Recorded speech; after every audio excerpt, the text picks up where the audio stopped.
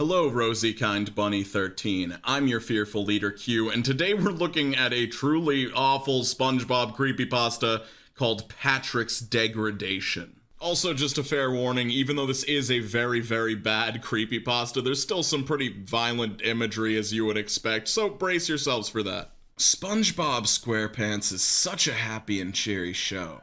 It has characters such as SpongeBob, Squidward, Sandy, Mr. Krabs, and many more. But it isn't as cheery as you might think. I was flipping through channels one day because I was trying to find something to watch while I ate lunch. I suddenly found that Nick was airing a new SpongeBob episode. I went to that channel. There were a few commercials before the program. One caught my eye. An announcer for the commercial said as follows: "A new special SpongeBob episode comes on in just a moment, but don't switch to another channel, because the episode is so special, this is the only time you get to watch it, only on Nick." I was confused. It was so special it would never air again? I continued waiting.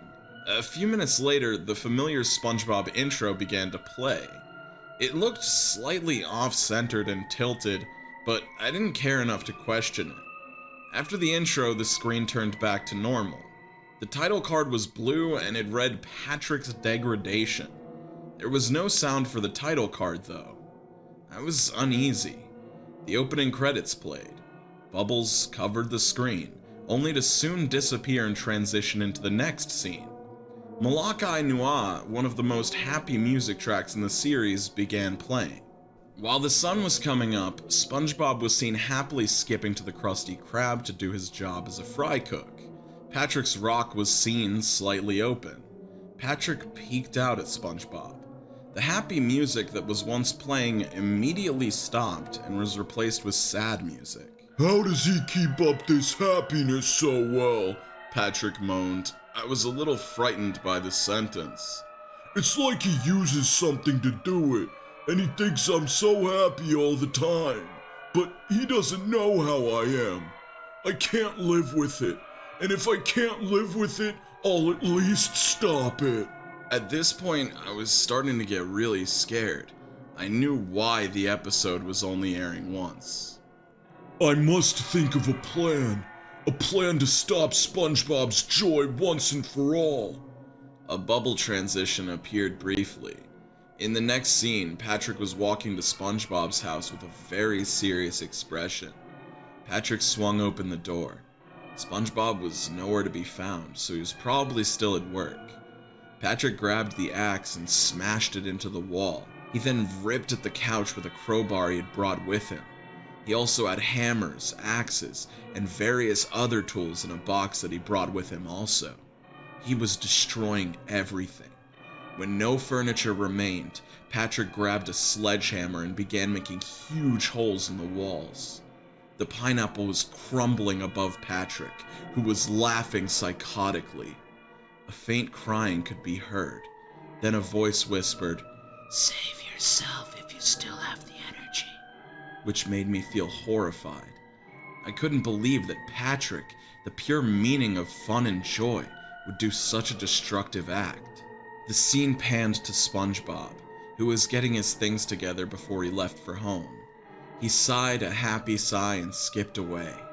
He slowed down his skipping until he stopped. His face was in utter shock and horror. He trembled as he ran to his dilapidated pineapple home. He slipped through the open door and stopped to see Patrick, his best friend, turning the house to rubble. A single tear ran down SpongeBob's face. SpongeBob then took a step backwards. "Patrick!" he yelled. He paused for a moment. The screen began to redder. "Why?" "I'm sorry, SpongeBob, but I can't live with your mocking joy. It's all too much." Patrick growled at a shocked SpongeBob. SpongeBob tried to attack Patrick, but Patrick swung an axe, and the scene immediately changed to SpongeBob limping out of his house, with half of a leg and part of his face missing from his body, wheezing pained screams and making ear-piercing choking sounds. I couldn't believe I just watched this grueling horror happening in front of me. I wanted to change the channel, but I had to see what would happen next. SpongeBob suddenly slammed his face onto the ground, looking pale. Patrick walked behind him. He's dead! Finally! Patrick cheered. He ran to Squidward's house. He knocked on the door. As voices could be heard mumbling and crying, Squidward opened the door. Patrick pulled out a pocket knife and jabbed Squidward through the side of his head. Squidward, with a surprised expression, slumped over and fell to the ground, blood dripping from the door. Static started to overlap Squidward's corpse. Then, Patrick left the scene. About 15 seconds passed. The camera panned to Mr. Krabs' home, a giant anchor. Patrick stood at the door, looking down at something. The camera quickly zoomed into the object Patrick was looking at. It turned out to be Mr. Krabs' dead body. Patrick began going into disgusting detail of how the corpse looked. His arm is all the way over there where his eyes are, and his eyes are in his tummy. He's got a cracked shell because I hit him with the sledgehammer and... I didn't hear anything else because I'd run to the bathroom to vomit, as that description was sickening and repulsive to hear. I wish that I never watched this episode and it was just a bad dream. I went back into the room and thank God the scene had ended, but the next one wasn't any better. Instead of the music that was playing, there were sounds of people screaming at each other. They were saying that they were going to kill each other, and you could hear punching and stabbing. With those horrible sounds happening in the background, there was Patrick, walking to Sandy's place. It was presumably sunset, as the sky was pink and the half-visible sun was bright red. Sandy was working on an experiment in the tree in her tree dome. Patrick opened both doors that led to the dome. He was holding a large rock. Sandy, I want to show you something scientific. I was a little confused, but I guess that Patrick might have become a little more lighthearted because Sandy was friendly. Sandy jumped from the tree with a yee-haw and fell to the ground with a somersault. Howdy, Patrick, she said in a strong Texan accent. What's up? So, do you see this rock? Yep.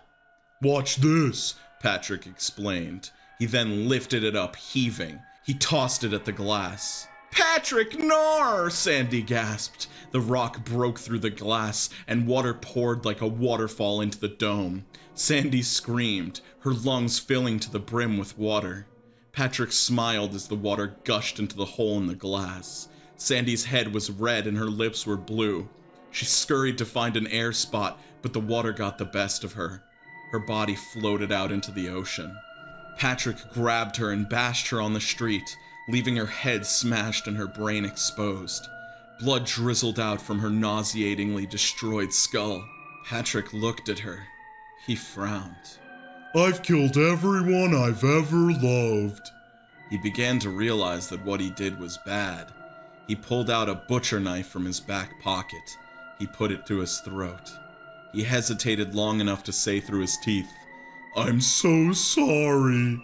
Tears rolled down his face and he finally slit his neck. He bled all over the street as Gary the snail was watching. No, Gary!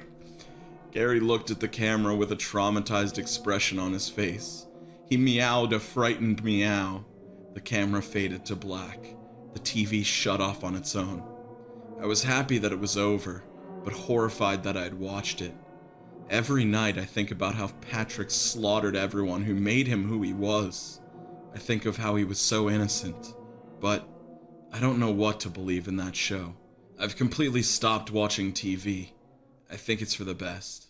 This feels like very, very standard lost episode creepypasta. That's probably my biggest issue. My second biggest issue is that Squidward and fucking Mr. Krabs combined get one paragraph for their deaths and murders. I feel like it's just not enough respect for those characters. Also, Patrick had no reason to do this. Like, he literally just woke up one day and decided, like, give me some sort of origin story for Patrick turning from fun-loving to murderer that kills everyone. And of course, he's got to end his own life at the end, because it just wouldn't be a lost episode creepypasta without that. Please share what you liked and disliked about this creepypasta, and let me know if there are any other creepypasta topics that you'd like to see me cover. Like, think of literally anything that exists. There's probably a terrible creepypasta version of it. Check out Painfully Bad Creepypastas V2 on top, V1 on bottom. Lovely channel members to the left and the right, and I'll see you super soon.